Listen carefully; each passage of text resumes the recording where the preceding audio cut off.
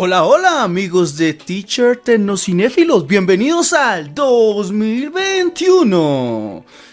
Oh, sí, un año nuevo, vida nueva, ¿no? Como dice la canción. Aunque yo opino que cada vez que uno empieza un nuevo año no es que sea una vida nueva. Yo creo que la vida nueva comienza cuando uno lo quiere, cuando uno lo decide. La vida nueva puede comenzar en cualquier momento, solamente que tú lo decidas. Bueno chicos, pero venimos a hablar de cine. Y otra vez, bienvenidos al 2021. Lo digo así porque hace muchos días que no nos hemos podido ver por diversas situaciones, pero ya estoy aquí para hablar de lo que más me gusta, de lo que más nos gusta, que es sobre el cine. ¿Y qué tema tenemos para hoy? En este podcast, que ya les he dicho que un podcast es para relajarnos, para escucharlo, para que hagan de cuenta, no hagan de cuenta, es que yo soy el amigo de ustedes, que sé un poquito sobre cine, un poquito, y que viene aquí a hacerles algunas recomendaciones, algunas sugerencias. Puede ser que lo que les diga hoy les guste, no les guste, pero en particular hoy venimos a hablar sobre las 10 películas que a mi modo de ver fueron las mejores películas del año 2020. No me he visto todas las películas del año 2020 porque sería mentira. Hay películas como Mank, Emma, que han sido reseñadas como muy buenas y la verdad no he tenido la oportunidad de verlas. Solamente voy a reseñar aquí las películas de todas las películas que me vi, las películas que más me llamaron la atención. No significa que estas películas sean las mejores o que vayan a ser nominadas al Oscar, a los Globos de Oro, de más que sí algunas, pero en particular son películas que me llamaron la atención por diversos motivos y hoy se los voy a traer. No van a tener un ranking de menor a mayor o de peor a mejor, no, simplemente las voy a clasificar como me las vi, en el año como me las vi. Van a ver incluso películas que son del año 2019 que me vi en el 2020 y que tuve la oportunidad de verlos ese año, ya sea en cine, y ya saben ustedes, debido a la pandemia, pues hay muchas películas que se quedaron en el tintero. El 2020 prometía ser un año lleno de películas, pero bueno, nos quedamos sin muchas de esas películas, pero sin embargo se vieron buenas películas este año. Así que les vengo a traer, así que relájense, ya sean acostados, no sé, camino al trabajo, si van camino al trabajo, o si van a escucharlo aquí, relájense porque van a escuchar esta opinión y el por qué deberían de verse esta película, o estas películas, ¿por qué no deberían de ver? Listo, comencemos con la película número 10, y no significa que sea la peor película, simplemente así le he puesto. En este puesto tenemos a Bill y Ted Salvando el Universo en español, o Bill y Ted Face the Music en inglés.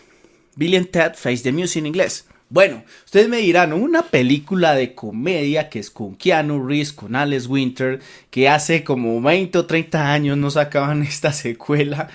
Bueno, hace parte de una trilogía. Y ustedes me dirán, es una película como en los trailers ya se ve muy tonta. Y los que vieron la trilogía original, que las dos películas originales, que se las recomiendo que se las vean para que puedan seguir un poco esta película, porque si no, de comienzo les va a parecer algo muy tonto. Pero ahí está el secreto de esta película. Yo cuando comencé a ver esa película me desconecté totalmente. Creo que cuando uno va a ver a esas películas tiene que desconectarse. Entonces es ver la evolución de estos personajes. Hace más o menos 30 años que no se veían, y ya Keanu Reeves es una estrella de Hollywood, ¿no? Alex Winter terminó siendo un director, un productor, pero ya no volvió a ser pues ese actor que era en esos años. La película es una película que es un argumento totalmente predecible. Habla de ellos son dos rockeros de California. Aman la música, pero de una forma muy idiota. Tienen una forma de comunicarse entre ellos muy tonta. Y hace muchos años les aseguraron a ellos que iban a ser como los que iban a salvar el mundo, los redentores del mundo. Y esta película se trata de eso, de que ellos tienen que hallar la canción perfecta, la canción que va a unir a todo el mundo, como en una forma de resurrección del mundo, de forma de salvación del mundo. Pero los que ya han visto de pronto Bill and Ted saben que esta es una película de viajes del tiempo. Y entonces van a haber muchos sucesos de viajes del tiempo, del pasado, del presente, del futuro. Nuestros dos personajes ya están viejos, pero no dejan de ser los mismos tontos de siempre, ¿sí? Sí, son personajes tontos, pero son de esos personajes tontos que tú aprendes a querer, ¿no? Como que tú dices, ve, estos son dos tontos, pero te caen bien, así algo así como Dumber and Dumbed, o Dumb and Dumber, como los personajes de Jim Carrey y Jeff Daniels en Tontos y Más Tontos. Algo así. Pero estos personajes, a comparación de esa película, porque la segunda parte de Tontos y Más Tontos no me gustó mucho, esta película sí logra mantener como esa alma de la película, ¿no?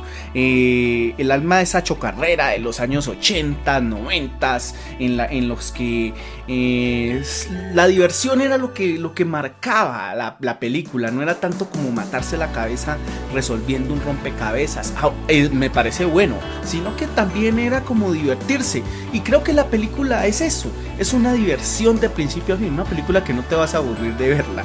Y si ya la has visto, vas a darme la razón, porque utiliza mucho la nostalgia. Y además el tema está bien encaminado. Digamos que lo que sea la película, para no spoilear, no quiero spoilear en ninguna de estas partes para que sean las películas, es bien tratado en el sentido de los personajes. Los personajes que aparecen en la película pues te pueden parecer tontos, pero tienen como su inteligencia, por así decirlo. O sea, no son tontos, por así decirlo, definitivamente, sino que son tontos con una razón. Y esto los hace personajes agradables. Manejan como una especie de inocencia absurda. Y no sé, tal vez sea por el tiempo, por el tiempo que estamos pasando.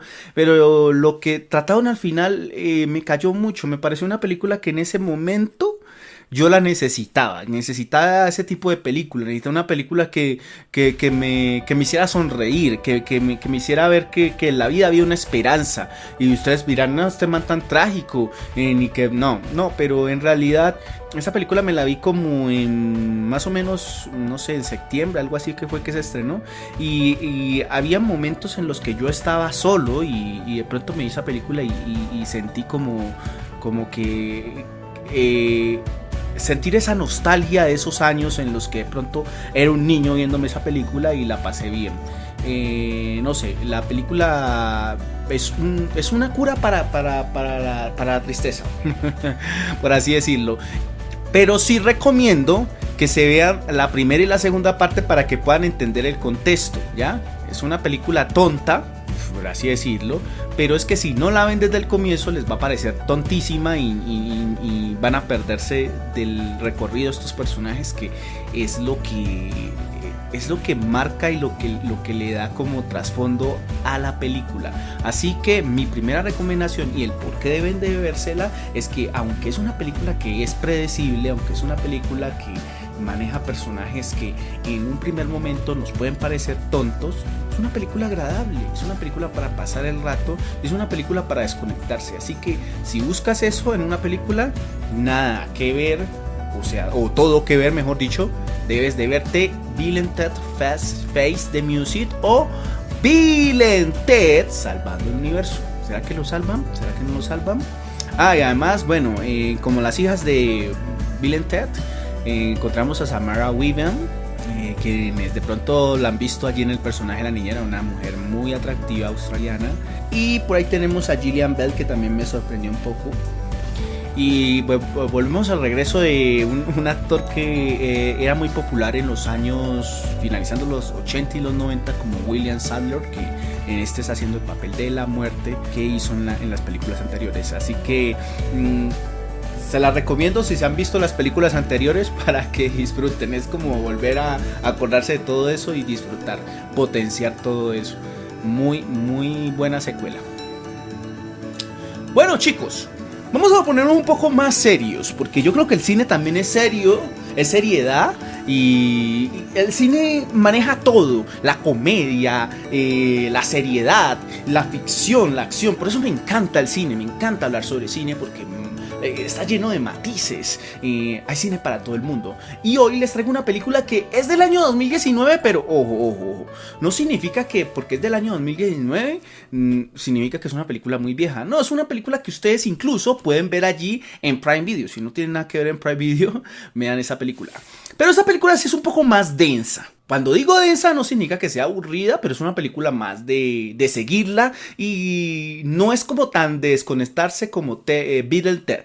No, esta película es más de conectarse. Y se llama El precio de la verdad o Dark Waters. Esta es del director Tom Hanks. Bueno, esto es como esas películas que siempre dicen inspirada en una historia real. Pues sí. Aquí vamos a ver a un tenaz abogado interpretado por Mark Ruffalo. ¿Y qué descubre? Pues descubre el oscuro secreto que conecta un número creciente de muertes y enfermedades con una de las corporaciones más grandes del mundo. ¿Y a que no adivinan cuál es esa corporación? Pues yo creo que hoy de pronto tuviste la oportunidad de cocinar en un producto de esos. Y sí, es el teflón. Sí, ese producto tan maravilloso que hace que no se nos peguen las cosas, que salgan más rápido, que cocinemos de una forma más, por así decirlo, veloz. Ese producto, el teflón, va a desencadenar un proceso muy grande en Estados Unidos. Es más, cuando me comencé esta película yo no sabía sobre esto. Y es una de las películas que recomiendo porque es una película que te puede salvar la vida.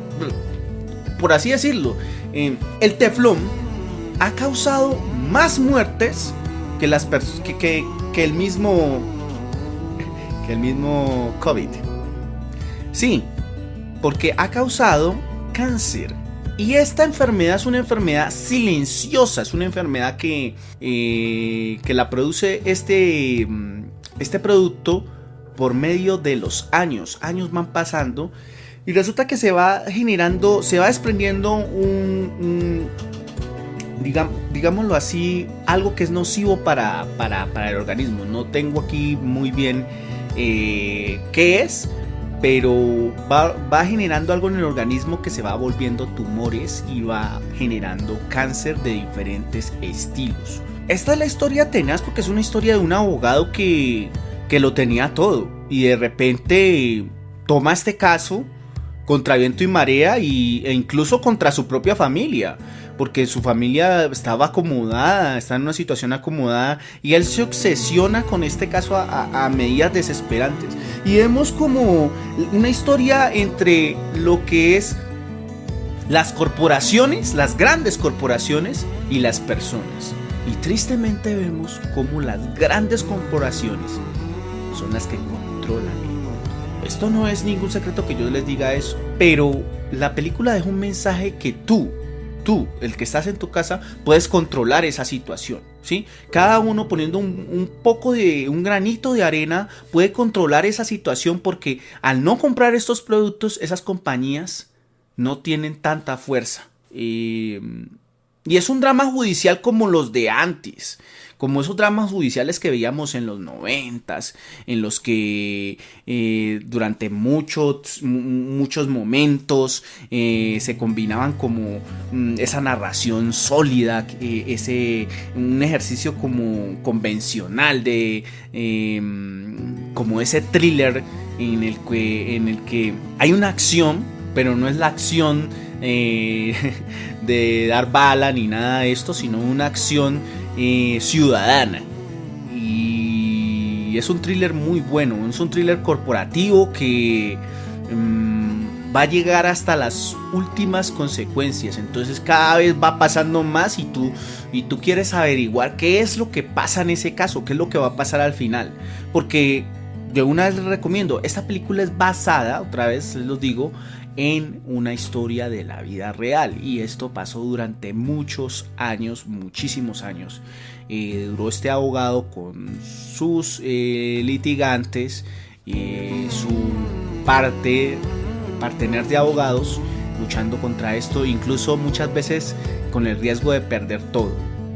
Y vamos a ver si se pierde todo o lo pueden ganar. Y cómo pueden vencer a una corporación. ¿Será que la vencen? ¿Será que no la vencen? ¿Por qué te recomiendo ver esta película? Bueno, te recomiendo ver esta película por lo que dije antes. Si estás buscando una película que te hable sobre una verdad, busque una película que sea un thriller judicial. Si te gustan lo que es los thrillers judiciales en los que van pasando el tiempo y que se va descubriendo la verdad, esta película la tienes que ver. Está muy bien dirigida por Tom Hanks y tiene un muy buen reparto con Mark Ruffalo, Anne Hathaway, Tim Robbins, que hacen una muy buena actuación. A propósito, hace rato que no lo veía. Y muchos actores más de primera categoría. Así que si estás esperando una película, esta es tu película, este drama es para ti. Bueno, la posición número 9. En la posición número 8 tenemos otra película del 2019. Sí, otra película del 2019, pero estas fueron las últimas películas que yo me vi en cine.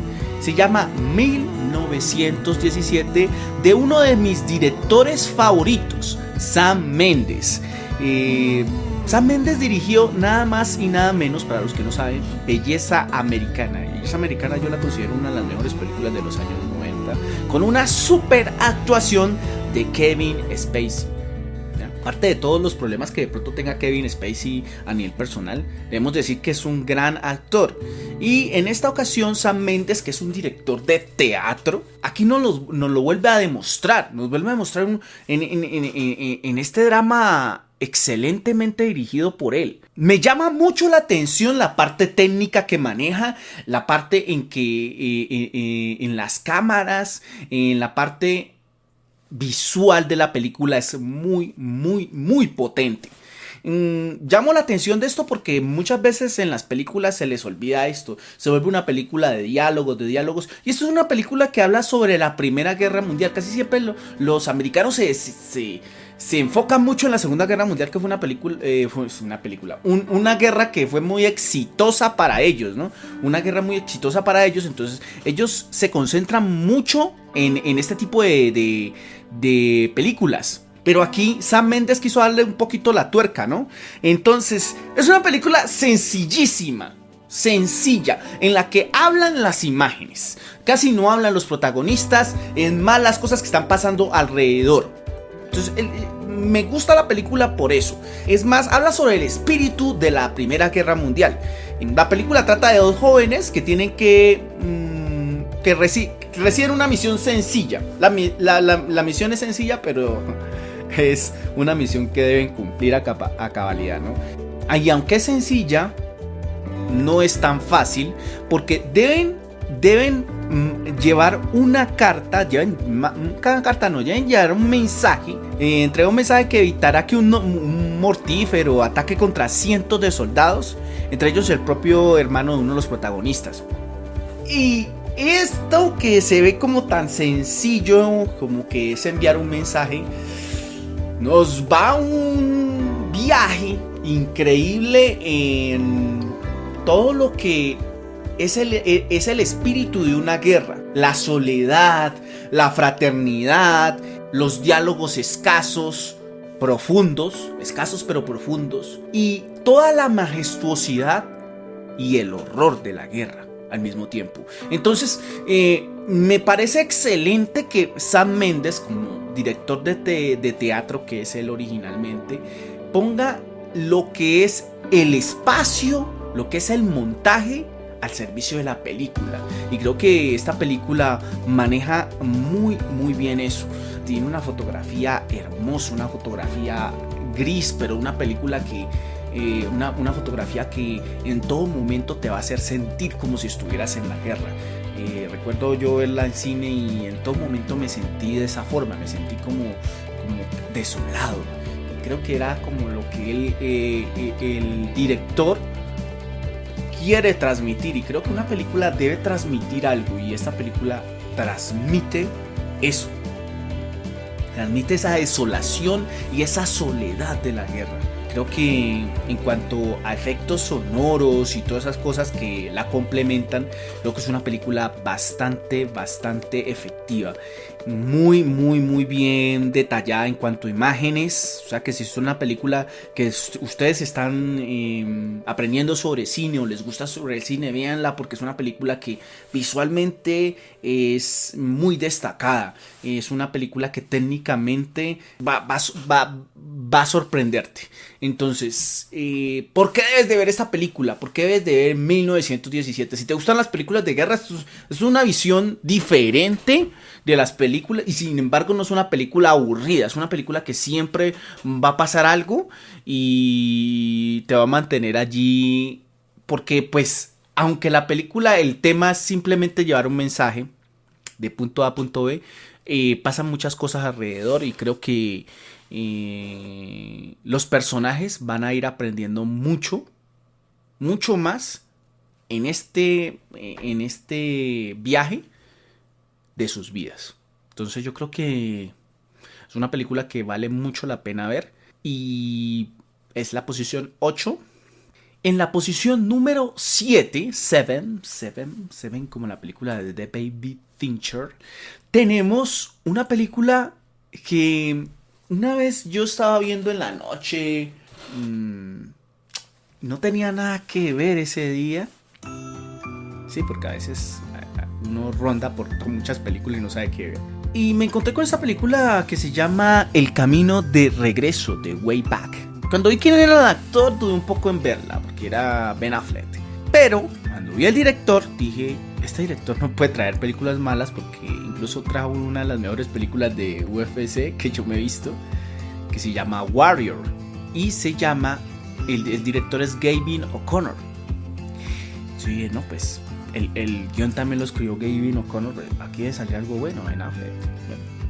Ben Affleck no es un gran actor para mí, pero es buen director. Y nada, de verdad que me sorprendió muchísimo esta película. Creo que es una película que es como la redención de Ben Affleck, debo decirlo así. Y es una película muy personal para él. Digo muy personal porque en la actuación de él se nota eso. No sé si lo vayan a nominar este año va a tener alguna nominación, no sé. Espero que sí. Pero si no la tiene, yo creo que ha hecho una de las películas más personales de Ben Affleck y solamente por eso debe verse. Ben Affleck en esta película es un antiguo jugador de baloncesto. Era como esa típica película en el que, bueno, la típica historia del tipo que era genial, era un genio en el colegio en cuanto jugador de baloncesto, era uno de los mejores y que después no le fue muy bien en la vida. Después por diferentes asuntos cae en el alcoholismo, un drama familiar que él vive, y de pronto le vuelven a dar la oportunidad de volver a dirigir en su ex colegio, pues. Hace por dar un poquito esta película, no sé si han visto una película que es con Samuel L. Jackson, no recuerdo el nombre, pero también incluso está en Netflix. Creo que se llama Mr. A ver, aquí voy viendo. Es una película que también trata sobre eso, sobre baloncesto. Y Jad Carter, creo que se llama, Mr. Carter. Algo así, no me acuerdo el nombre.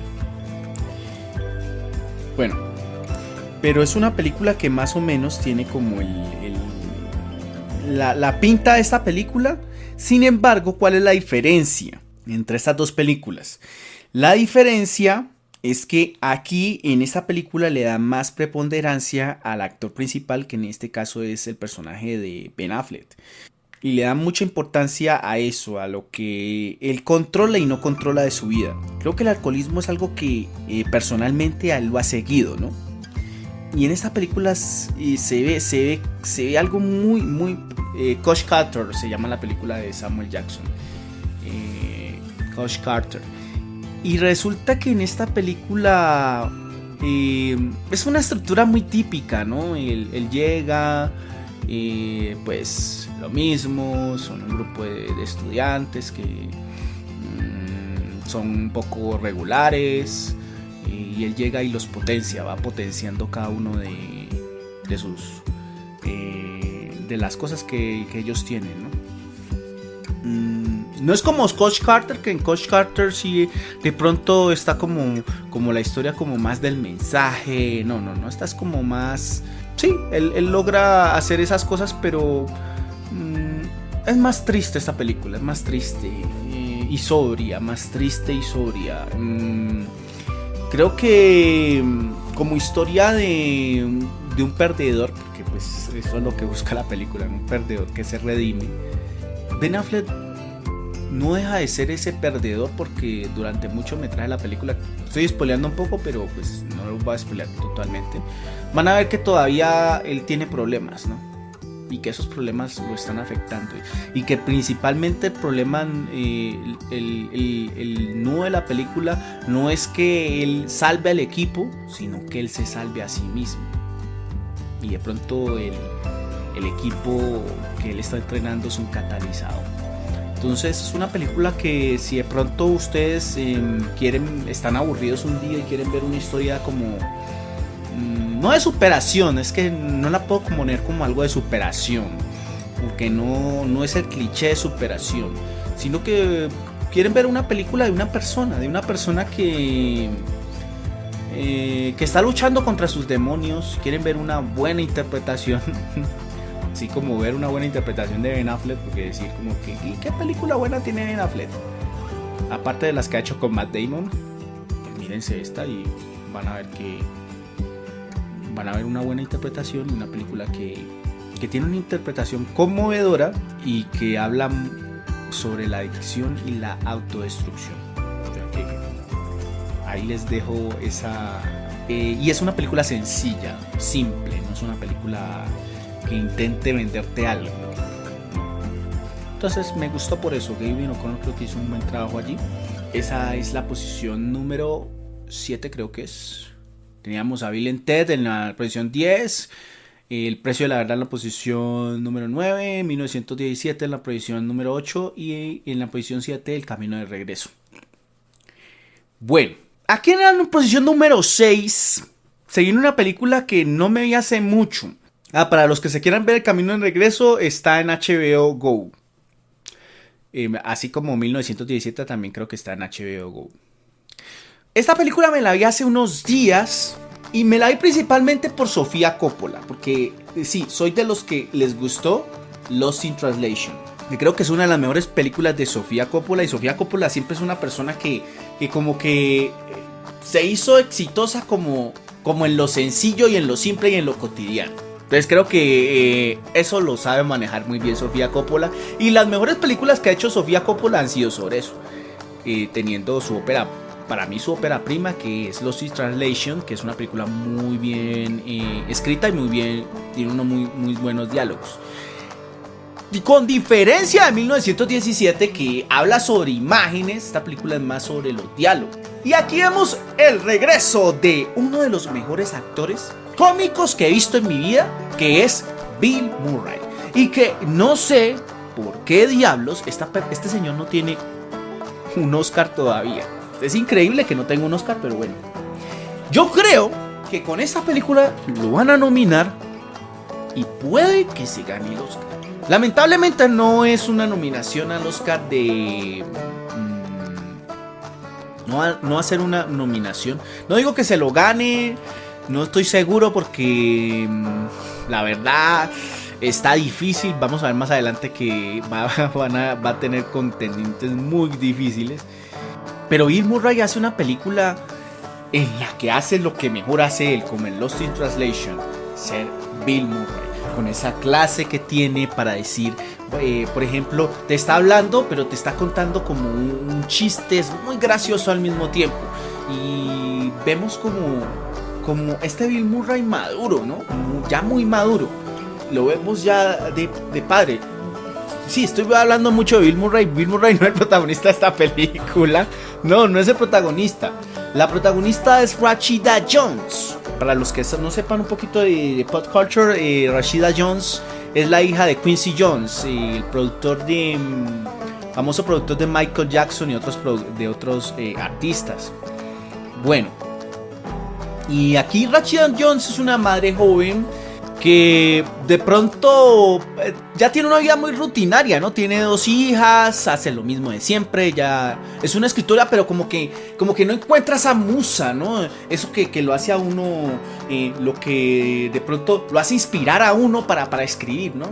Entonces ya se enfrascó como en esta rutina, de ser madre, de llevar a sus hijos al colegio, de traerlos, de bañarlos, de vestirlos, de decirles la historia, bla bla. No, cosas que no es nada malo, porque yo digo que uno de los mejores trabajos o de los trabajos más difíciles es ser madre. Sin embargo, pues no es una madre soltera, es una madre que tiene su esposo. En este caso, y muy particular, vemos a Marlon Wayans, ¿no? Marlon Wayans lo vemos en un papel serio. No como en Chiquito pero Peligroso, que la odio. Y cosas por el estilo, sino como en una película en la que se le ve bien haciendo de algo serio. Yo creo que por ahí en Requiem por un sueño creo que lo vi haciendo también un papel y yo dije, bueno, Marlon Wayans puede hacer muchas más cosas más interesantes que sus comedias tontas. Yo sé que a muchos les gustan las comedias de los hermanos Wayans, pero creo que los hermanos Wayans pueden hacer cosas más interesantes. Y aquí hace el personaje del esposo de esta mujer. ¿Y cuál es la trama de esta película? Pues para no enredarlos más. Ella de pronto tiene como la sospecha de que su esposo la está engañando. Sí, la película se trata de eso.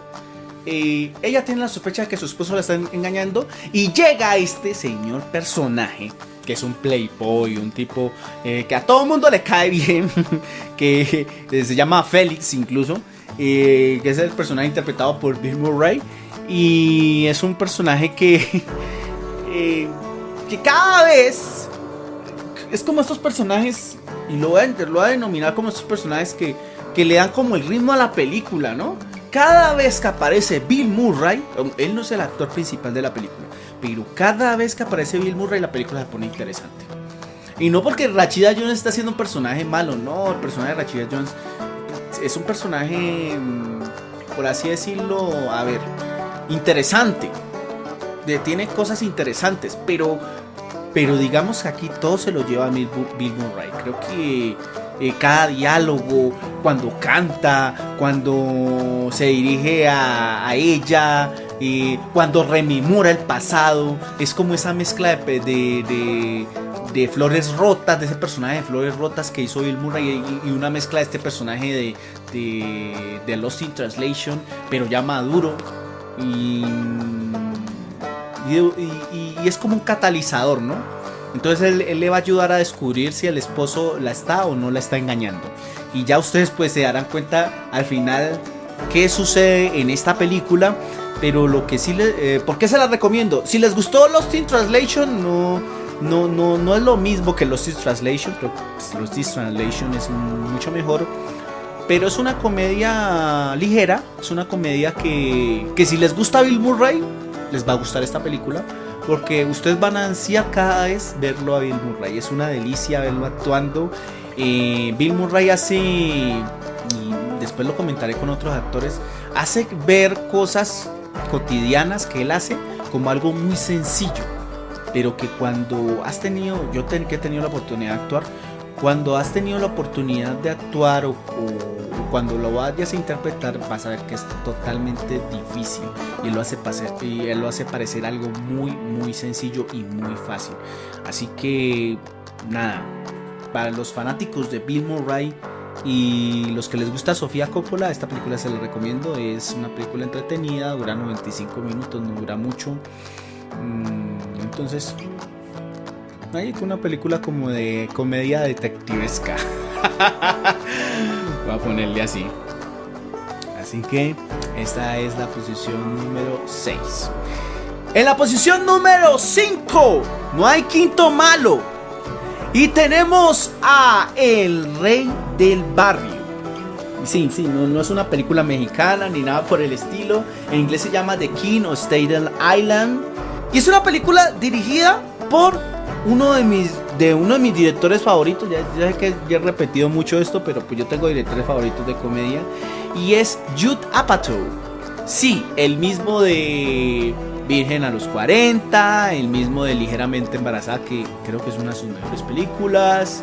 Bueno, y otras películas como Casi los 40, creo que se llama. Bueno, otras películas que él tiene. Y en esta película creo que llegamos a uno de los momentos álgidos de Judd Apatow en cuanto a su filmografía.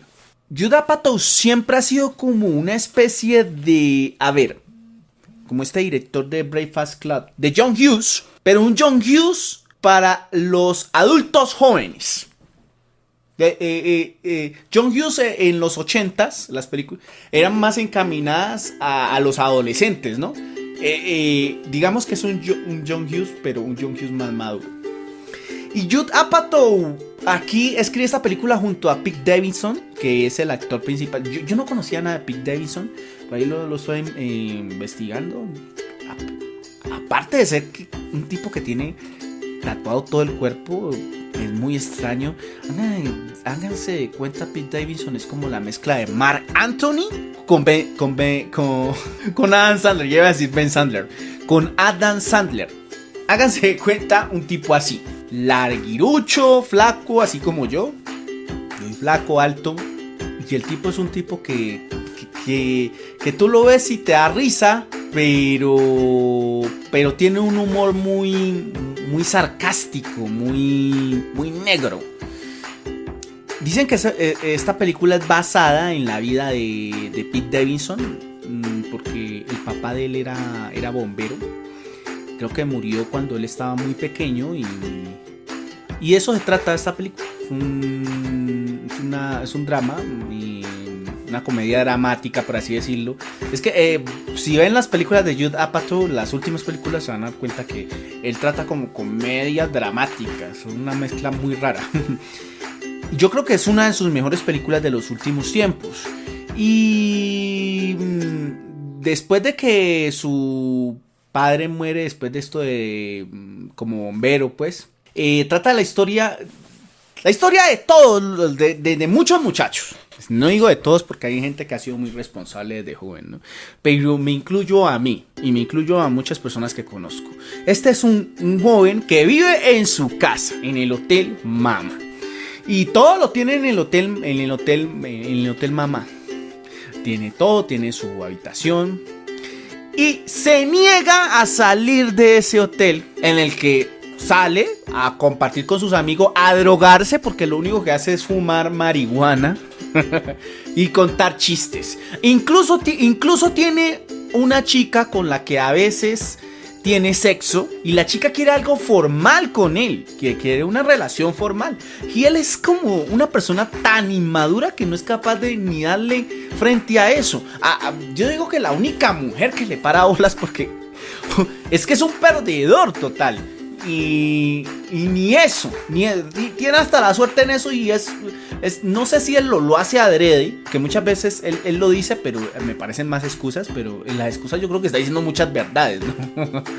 Porque tiene un humor muy negro. ¿Y cuál es el conflicto? Pues ahí no hay ningún conflicto. Bueno, aparte de el conflicto viene cuando la hermana del personaje va para la universidad. Recuerden que cuando van a la universidad en Estados Unidos, casi siempre lo hacen en campus y se quedan allá viviendo. Esta muchacha, sí, es una muchacha que ya ha salido una buena hija, por así decirlo, pues. Y logró todo. Pero este muchacho tiene como problemas de aprendizaje, ¿no? Ni siquiera ha terminado el bachillerato, nada. Y es un tipo que vive así, el día a día. Y de pronto cuando ella se va, la mamá comienza a sentir la ausencia de ella y quiere pasar más tiempo con él, pues con él. Pero como él no es un tipo estable, como él no le gusta ni rumbear, a veces le gusta estar con sus amigos y cosas así, él lo único que piensa es en fumar. Para él eso es la vida. y él tiene como una especie también de trauma. Y resulta que un día, aquí le estoy spoileando un poquito, pero es lo único que voy a spoilear. Porque pues para que entiendan un poquito más la película. Un día llega un chico y le dice, un niño de 9 años, le dice que por favor lo tatúe. O sea, así es loco es el personaje. ¿Quién en sus cabales va a tatuar un niño de 9 años? Pues como este tipo está... La única obsesión que tiene él en la vida es montar un sitio de tatuajes, pero no un sitio cualquiera, un sitio de tatuadores, un restaurante de tatuadores. Que tatúen, que en el mismo restaurante coman y tatúen al mismo tiempo. Una idea totalmente absurda. Que es lo único que él quiere hacer en la vida. Y es muy mal tatuador. No es buen tatuador. Es malísimo. Y los únicos que se prestan para los tatuajes son los amigos. Pues este niño llega y le dice que le haga un Punisher. Y el tipo lo comienza así sin anestesia ni nada. Pues como se hace un tatuaje normal. Comienza a meter la aguja ahí en la piel, en el brazo. Y el niño comienza a llorar y se va corriendo. Pues, normal. Y va y el papá lo descubre al niño y va a la casa pues a hacerle a tremendo escándalo. Lo único que voy a spoilear de la película. Incluso no es mucho porque eso pasa al principio de la película. Y allí se conoce con la mamá. Como el señor está soltero y ella está soltera, pues comienza le comienza a caer bien y comienzan a salir y aquí es donde viene el meollo de la película. Pues el señor, pues al verlo a él, que él es un mantenido, que está ahí en esa casa, pues le dice que ya se vaya a buscar su vida. Pues él todavía no es muy grande, tiene 24 años, pero entonces aquí viene el asunto, que el meollo de la película es que tiene que salir de la casa y tiene que encontrarse a sí mismo. Y es una película que nos habla sobre la madurez. Muchas veces nos negamos a muchas cosas, ¿no? Queremos hacer las mismas cosas de siempre, como ser ese mismo niño que le gusta jugar PlayStation, que no digo que eso sea malo porque a mí me encanta, pero ya tenemos que no solamente preocuparnos por eso, sino que si vamos a sustentar eso, ya tenemos que tener responsabilidades.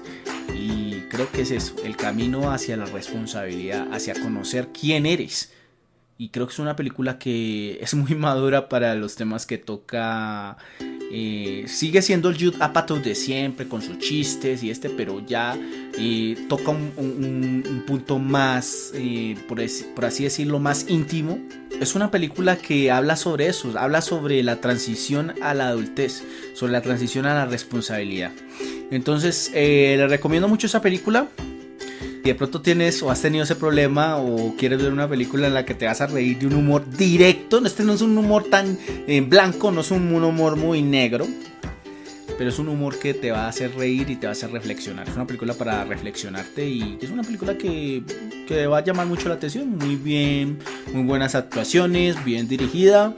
Además hablan sobre como esa parte de Staten Island, ¿no? Allá, como ese parte de suburbio de Nueva York que no es como en Manhattan que siempre muestran, pues no, sino que aquí te van a hablar sobre como la gente de clase trabajadora de Estados Unidos, y eso también me encantó mucho, me gustó muchísimo eso, así que se la recomiendo.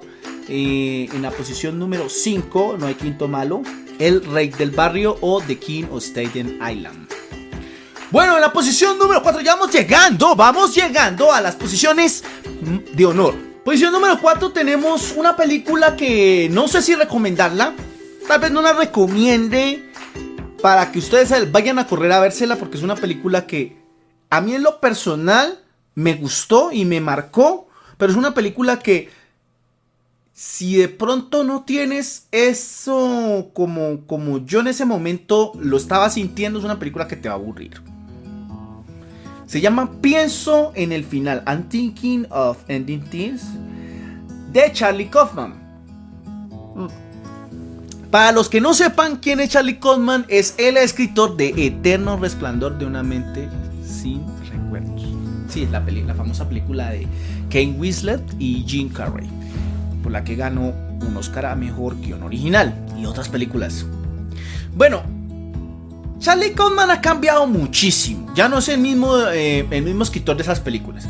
Porque estas películas que yo les nombro como Eterno Resplandor, o algunas veces le dicen Olvídate de mí, o Magnolia, o Quién conoció a John Malkovich, eran películas raras, pero eran películas muy entretenidas. Y ahora último, a él ya le dio por ser existencialista. A él ya le dio por hacer las películas que yo digo que él siempre quiso hacer, porque esa es su mente realmente. ¿Y por qué digo que le dio? Porque son películas que él dirige. En esas otras películas que le estoy diciendo no eran películas que hacían colaboraciones con otros directores, él las escribía, pero en estas películas él las dirige. A mí me gustó mucho una película que me puso a reseñar cuando yo estaba en la universidad. Una película que se llama Cinedokia Nueva York, o Todas las vidas, mi vida, que es una película protagonizada por Philip Seymour Hoffman, que fue la primera película que hizo Charlie Kaufman, y es una película súper existencial. Habla sobre un director de teatro que no ha podido hacer o quiere hacer la mejor obra, porque no es una obra como de la vida. Hizo una película que trata muchas cosas, lo mismo que anomaliza, y pienso en el final, habla sobre el amor, sobre la vida, sobre la búsqueda de las preguntas que hay en la vida, las preguntas existenciales. Si tú eres filósofo, vete a esta película, porque esta es tu película. Si tú eres psicólogo, vete a esta película, porque esta película tiene mucho que analizar, ¿ya?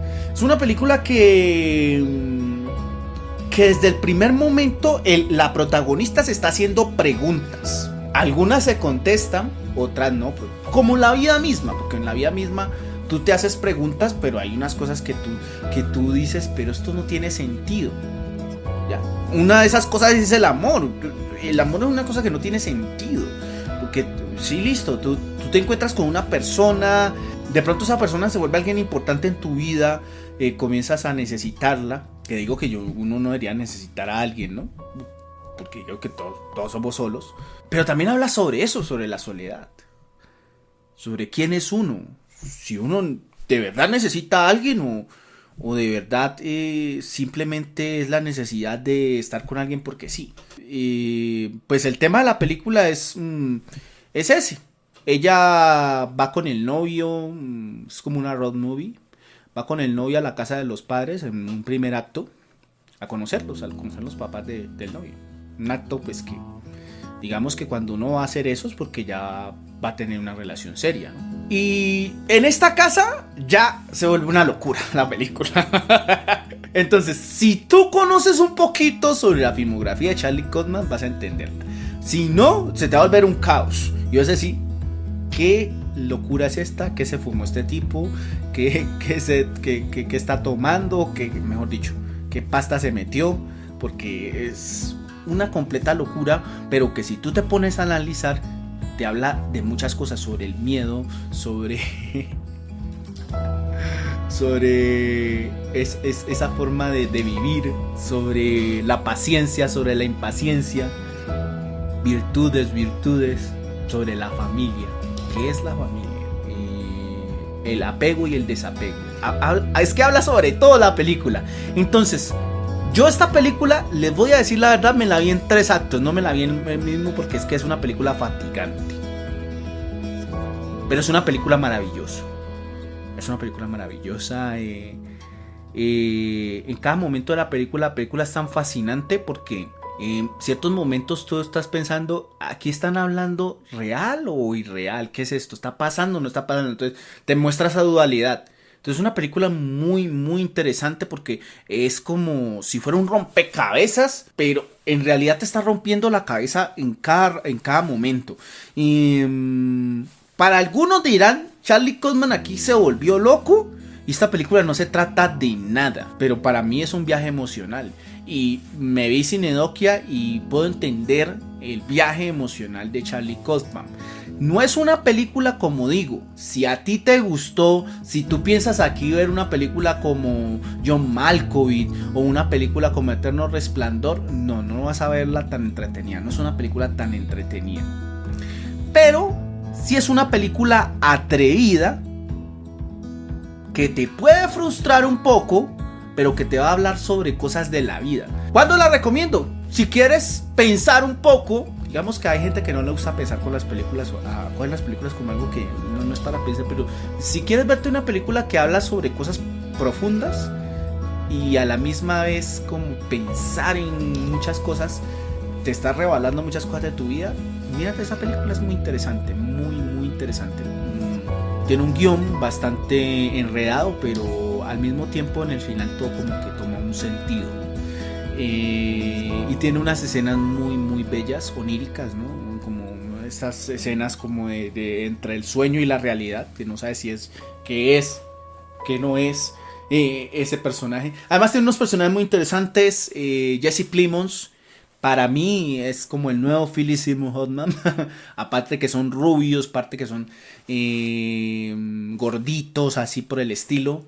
Creo que es un actor que como en esa introspección, él maneja mucho introspección en sus películas y dice mucho con las miradas, con lo que está pensando. Es muy interesante este actor y nada que quitársele el sombrero a una gran actriz. Y también no sé si de pronto la nominen a la mejor actriz de reparto, pero esta actriz es muy buena, que es Toni Collette. Creo que es una actriz australiana, si no la han visto, por ahí sí se han visto esta película Hereditary, que es de terror y todo eso, ahí la protagonista. Creo que es una actriz muy buena. Cuando sale en la casa hace tantas cosas y las hace ver, como les dije anteriormente, como lo mismo que hace Bill Murray, las hace ver tan fáciles, pero son películas, son actuaciones que son complicadas. Y se ríe, llora con una facilidad que tiene una carga emocional bastante grande. Nada, chicos, recomiendo esa película. Se llaman Estoy pensando en los finales, o pienso en el final, y la pueden encontrar en Netflix. En Netflix está, además que el director escogió hacerla no en un formato de 16:9, que es el formato normal, sino en el formato de antes, 4:9, creo que, no me acuerdo cómo es el formato, pero el formato de los televisores de antes. La fotografía y todo esto también nos hacen recordar como siempre, como que estuviéramos como en un recuerdo, en un sueño, no sé. Si te ven las películas de recorrido vas a darte cuenta que como que estás en un sueño. Eso sí, recomiendo que la película la veas en la tarde, no la vayas a ver en la noche porque puede darte sueño. Pero es una película que vale la pena verse. En la posición número 3 tenemos a Soul de Disney Pixar. Sí, Soul, todo el mundo ha hablado de Soul. Soul, porque es de Pixar, ¿no? Todo lo que toca Pixar es oro. Hace estas películas de Up, de Wall-E, estas películas, todas las que toca las vuelve oro. Y esta película no es la sección, aunque debo decir que no es la mejor película de Pixar que me he visto. Tenía unas expectativas bastante grandes, pero sin embargo las cumplió, pero no las sobrepasó, las cumplió. Una película que sí te recomiendo. Para mí es la mejor película de animación de este año. Y creo que es una película que ya, hablando de la otra película de Pienso en el final, eso es una película que habla como de esos temas, pero más aterrizado, más mainstream, más para todos. Entonces, este es un profesor de música y la meta más grande de su vida es tocar en un grupo de jazz. Esa es su meta más grande. Y es un tipo que es un perdedor también. Es un perdedor, no ha hecho nada en su vida, solamente lo más grande que ha hecho en su vida pues es enseñar música. Y siempre ha vivido como este sueño, ¿no? Como el sueño, como muchas personas vivimos, ¿no? Como un sueño, hasta que al fin lo logra. Con tan desafortunada, muy desafortunado el que ese día que lo logra, por andar despistado, se muere. Bueno, esto no es un spoiler porque eso ustedes lo pueden ver en el tráiler también. Y aquí pues comienza la película, ¿no? Comienza la película porque habla sobre... él es un alma que no quiere morirse, no quiere dar el paso al otro lado, sino que todavía quiere aferrarse a la vida porque dice, bueno, llegó la mejor parte de mi vida y me la voy a perder, pero ¿cómo es esto posible? Y por ahí llega otro personaje que es otra alma, que yo diría que es el personaje principal de la película. Y entonces como que están en esa búsqueda porque se tienen que apoyar entre ellos dos para que él vuelva, ¿no? Pues llega como una especie de limbo y este otro personaje es como el que en sí le va a mostrar qué es la vida, porque empiezo en el final muestra muchas cosas de la vida, pero más un rompecabezas de relaciones, de lo que de ponerte a pensar. Aquí es como qué es la vida, en qué. Si tú estás buscando esa felicidad, es un tema bastante largo de hablar, ¿no? La felicidad, ¿qué es la felicidad? Son muchas cosas. Y en realidad eso es felicidad, lo que estás buscando. En realidad eso que tú quieres en la vida es la felicidad. ¿Te va a la felicidad? ¿Te vas a sentir feliz el día que lo logres? ¿O por el contrario estás buscando una cosa que de pronto no sabes qué es y a la final no resulte siendo lo que tú crees? O sí resulte siendo lo que tú crees. No voy a decir que no, pero para darse eso tienen que haber otras cosas. Entonces, esta película habla sobre todo eso,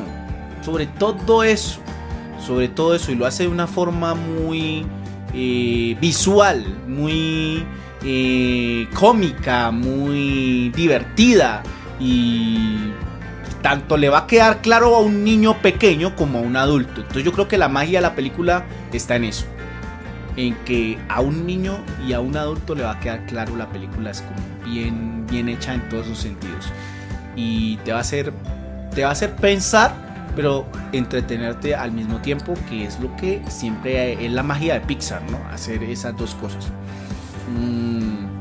Y nada, esta es la posición número 3. Y bueno, chicos, llegamos a las dos primeras posiciones. Esta película de Soul la puedes encontrar en Disney Plus. La del Rey, esa sí, búscala en internet, por ahí está. Creo que está en HBO más, pero no está acá. En las Rocas es una película que la puedes encontrar en la plataforma de Apple. Y la del Camino de Regreso, ya dije que la puedes encontrar en HBO Go. Bueno, la mayoría de películas están en las plataformas de stream que les dije. Si de pronto nunca han visto esas plataformas, déjenme decirles que todas tienen un periodo de prueba gratis. O sea que solamente es que pongas la tarjeta, si tienes una tarjeta, utilices el periodo y la vuelves a quitar. Y ya. Entonces puedes verte las películas, te salen entre comillas gratis. En la segunda posición, es una posición un poco guerreada, porque esta película para mí era la primera posición por mucho tiempo. En el 2020 pues no pude ir a cine. Es más, la última película que me vi en el 2020 me decepcionó, fue desilusionante, que fue La Mujer Maravilla 1984. Es una película entretenida, pero ya no sale eso de ser entretenida ya. Eso es una película que sí es un retroceso de su primera parte. Digo, hablando de La Mujer Maravilla 1984, pero aquí voy a hablar sobre el segundo puesto. Y se llama The Devil All the Time, de Netflix, la puedes ver en Netflix. El diablo a todas horas. Hace rato, y yo digo que lo principal del cine es eso. Te tienen que contar una historia buena. Yo siempre he dicho eso. Las películas son de historias buenas y de personajes. Creo que esta película cumple las dos cosas, ¿no? Es una película dirigida por Antonio Campos. Era la primera película que me veo de Antonio Campos. No conocía a este director.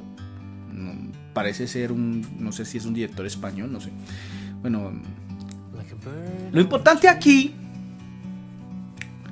es que esta película es una película que es basada en un libro, ¿no? Y yo creo que hacer una adaptación de un libro es difícil, porque muchas veces, y antes lo decíamos, te puedes caer en ser muy literal, o te puedes caer en adaptar bien una película y llevarla al cine y ser muy entretenida. Creo que yo no me he leído el libro, pero no necesito leer los libros para saber que esta película es una buena adaptación. ¿Por qué? Porque la película cumple ese cometido de ser entretenida. Ahora, cuando uno se lee un libro, pues tiene una visión subjetiva. ¿Qué significa eso? Que pues si el libro te gustó demasiado, pues obviamente la película no, le vas a ver muchos fallos. Pero tienes que tener en cuenta que cuando se hace una película, el libro te lo lees en muchos días. Una película es hacerla en 2, máximo 3 horas. La película dura 2 horas y 20, 2 horas y media. O sea que es mucho lo que tienes que contar en las imágenes. Y creo que ahí está el cometido de esta película. Es una dirección muy precisa, un relato que está muy bien diseñado, construido.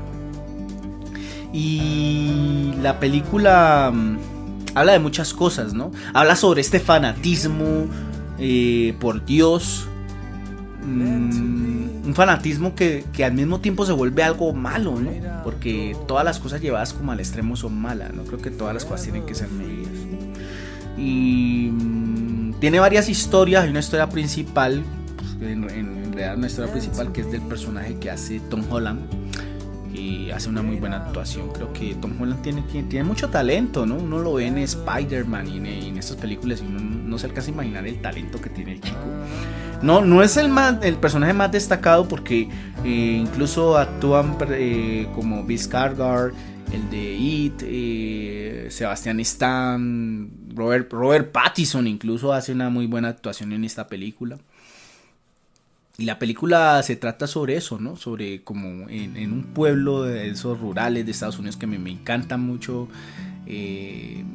Cuando estaba estudiando idiomas leía muchos libros sobre esos sobre esas historias de los pueblos rurales de Estados Unidos. Y de esos de por allá de la época de los años 60, los años 50, y creo que logran como tener eso, ¿no? Y pues allá como el fanatismo es algo muy marcado porque la gente le pide mucho a Dios por todo, ¿no?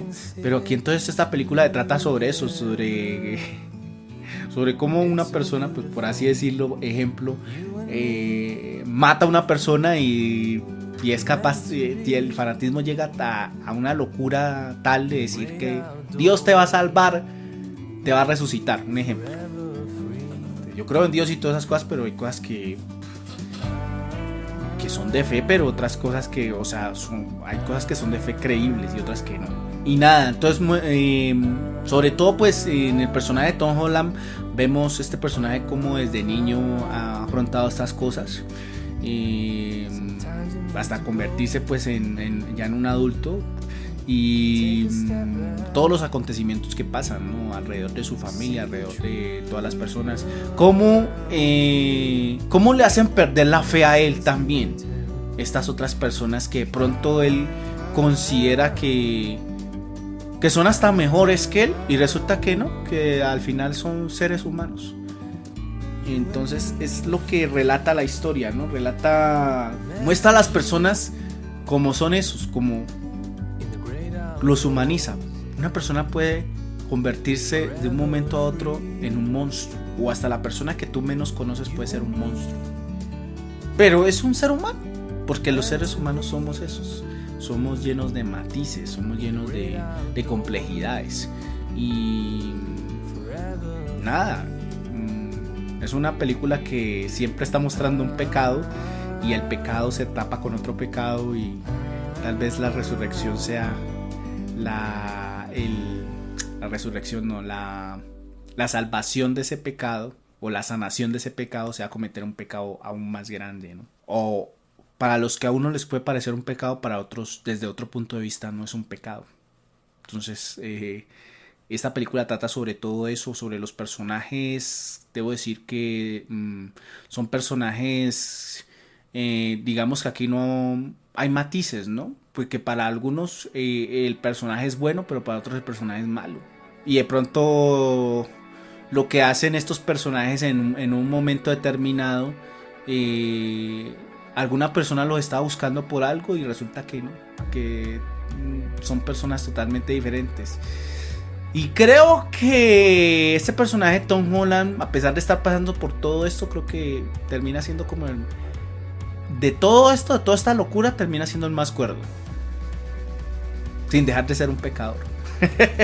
Entonces aquí en todo esto que les acabo de decir, que no le estoy spoileando, hay muchas historias cruzadas. Siempre hay algo interesante en la película y no te va a aburrir. Entonces las actuaciones son muy muy buenas. Y nada, chicos, si quieren verse una película que tiene una muy buena atmósfera de principio a fin, que tiene un muy buen aspecto también y que tiene unas excelentes actuaciones, nada, véanse esta película. Siempre los va a tener en vilo desde principio a fin, y es una película recomendada en Netflix. Y en la posición número 1, yo dije que al principio no iba a decir que pero yo diría que para mí la mejor película que yo me vi este año ha sido esta. Y tenemos El Juicio de los 7 de Chicago. ¡Qué películas! Y mira, yo empecé a ver, yo sé algo de historia sobre este juicio de... Digo, cuando me metieron con este tema del Juicio de los 7 de Chicago, yo creo que es una película muy buena porque es una película histórica, ¿no? Es una película que cuando tú la ves aplica para todos los contextos. Estés donde estés en... por ejemplo, aquí en Colombia aplica mucho esta película. Es una película histórica, pero es una película que es presente. Y es un drama judicial bien llevado, bien actuado, bien escrito. Y es una película que, a pesar que yo te digo drama judicial y voy a decir, qué película tan... No, es una película que de principio a fin te mantiene pegado. Además es una película que no solamente la deberías de ver por entretenerte. Es una película que debes de verte para saber de historia. Y es una película que hace rato Hollywood no saca una película como tan redonda. Y claro, es que es escrita y dirigida por Aaron Sorkin. No sé cuántas películas ha dirigido Aaron Sorkin, porque él es el mismo escritor de La Red Social y de otras películas. Creo que, si no estoy equivocado, la del esta película que ganó un Oscar, El Discurso del Rey. No sé, de pronto estoy equivocado, pero es un escritor muy muy interesante, muy bueno, y un escritor estadounidense que es muy redondo. Y en Red Social hizo un trabajo excelente, porque Red Social es una película de guión.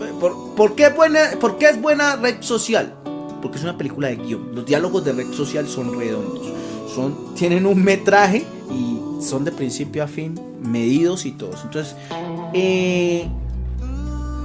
en esta película del Juicio de los 7 de Chicago, para los que no sepan un poco de historia, voy a decirlo así, por allá en los años 60, terminando los años 60, se celebró un juicio que fue uno de los juicios más populares que han habido en la historia de Estados Unidos.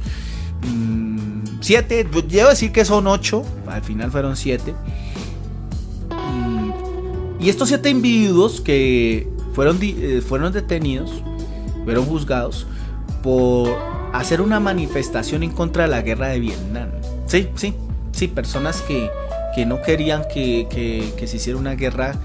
Que además también me gustó mucho eso, porque Vietnam es una guerra que no ganó Estados Unidos y en la que hizo mucho daño a Estados Unidos, y en la que este juicio es hecho por cuestiones políticas más que todo, ¿no? Entonces estos señores, estas 7 personajes, cada uno con una personalidad bastante singular, ¿no? Lo van a ver. Fueron arrestados, y eso trajo como consecuencias disturbios en los Estados Unidos, ¿no? Contra la policía. Contratan un fiscal, que también va a ser un personaje importante, Este fiscal es representado por Joseph Gordon-Levitt, que es también un actor que en un futuro ya lo veré también ganando un premio Oscar porque es un actor muy bueno. Y le dan como la responsabilidad de defender, ¿no?, la nación, o sea, de irse en contra de los 7 de Chicago. Y él como que lo hace, pero al mismo tiempo él tiene como una moral allí, como una cosa moral, ¿no? Como de que está entre su trabajo, tiene que representar obviamente bien, y lo hace bien, pero también entonces que casi siempre se le siente como que a veces él quisiera como estar como apoyándolos a ellos, pero en su posición no puede. Creo que es un personaje bastante interesante porque maneja esa dualidad. Sin embargo, esta película es una película de personajes. Yo digo que en esta película va a haber nominaciones increíbles en los premios que se vienen, porque tenemos a Ed Redmayne, el que fue Stephen Hopkins en una película, por esta ganó el Oscar. Está que para mí, wow, es una de las mejores actuaciones de la película, es de Sacha Baron Cohen. Y está Mark Rylance, que es uno de los abogados. Wow, muy buena actuación de Mark Rylance. Creo que también, si no lo nominan, debe ser una injusticia, porque muy buena actuación. Pero es que Frank Langella como el juez, este juez que históricamente ha sido uno de los jueces más ineptos que yo he visto. Y es que te va a dar rabia, es como el antagonista de la historia. Y bueno, están otros personajes como Yahya Abdul-Mateen, este actor que también es muy interesante, que hace una muy buena representación en los momentos que está como uno de los líderes de Pantera Negra, que es injustamente, yo creo que van a ver uno de los momentos con más wow, me tocó bastante ese momento en el que él está dando una posición y cometen una injusticia con él. Y pues para los que saben más o menos de este juicio de los 7 de Chicago, es un juicio en el que se comete tanta injusticia, tanta cosa solamente por llevar una cosa política.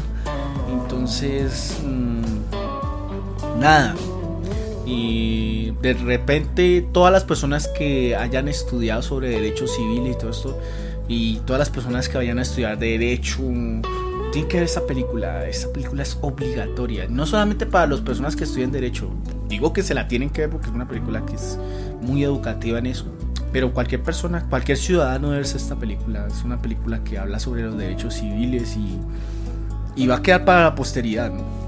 Uno de los momentos que cambió la historia de Estados Unidos, y el guión es muy inteligente, la dirección, no sé, es muy precisa, y la película habla sobre el pasado, pero es tan presente esa película porque toca las fibras, toca como los gobiernos a veces solamente y lo veo mucho aquí en nuestro país, ¿no? Solamente por tener la razón y llevar la contraria en cosas que la gente necesita, son capaces de cometer injusticias. Y hay diálogos que, wow, te quedan muy marcados en cuanto a diálogos, y creo que los marcan. Yo me he visto muchas películas sobre juicios, pero este es un clásico, ya se vuelve un clásico. Créanme, muchachos, para mí, ¿no? Me faltan por ver películas, pero para mí es una de las mejores películas yo creo que de la década. Bueno, la década pasada, pues para acá, esta es la nueva década, pero de comienzos yo creo que es un clásico instantáneo, muy buena. Y es una película que tú no olvidas, que tú terminas, y creo que eso es lo más bonito del cine, que cuando tú termines, tú vas a hablar con gente de esta película. Y pocas películas logran eso, que tú después de la película sigas hablando, porque es algo que te toca mucho, toca mucho a los espectadores. además de ser una película entretenida, y muy entretenida, creo que logran las dos cosas, ser entretenida y... ¿Por qué la recomiendo? Porque es entretenida, porque es una película que es histórica y debes de ver, porque es una película que te llega y habla sobre algo que es importante, y porque sus diálogos y sus actuaciones, las actuaciones de estos personajes, yo sé que yo he dicho mucho, pero el elenco en sí brilla en esta película. La puedes ver en Netflix y no vas a perder nada de tiempo. Ay, que no me gustan ver películas así, míratela, es buena esta película, buena, es que es muy buena, no tienes pierde. La voy a comparar con un clásico que se llama creo que se llama Los 12. Bueno, es que no me acuerdo mucho de la película, el nombre de la película. Es una película bastante antigua, que es de un juicio, y que parece un juicio bastante fácil, pero hay una persona que cree que es inocente, y comienzan a discutir que ese acusado es inocente, y esa película se trata de eso. Y es una de las mejores películas de juicio. Les quedo viendo el nombre, si se lo saben por ahí, aprovechen aquí en la caja de comentarios y me lo escriben. Lo tengo en la punta de la lengua, pero en ese momento se me olvida el nombre de la película, pero es un clásico de películas de juicio. Así que, chicos, estas son para mí las 10 mejores películas del año 2020. En próximos días estaremos hablando de las películas que se vienen en el año 2021 y que prometen cambiar muchas cosas o que prometen ser muy buenas. Por ahora nos quedamos con estas películas, así que espero que muchos de ustedes se las vean. Espero ver ahí en la caja de comentarios muchos comentarios sobre estas películas y sobre qué les parecen. Si de pronto se vieron, pienso en el final y todo eso, qué les pareció o si se quedaron dormidos, o cuál de estas películas que acabo de recomendar les gustó más, o si ustedes tienen otras películas para recomendar, pues ahí está la caja de comentarios para que las recomienden. Y nada, chicos, este es un nuevo itinerario, una nueva itinerancia de Cine el Guión. Nos vemos en una próxima oportunidad. See you later.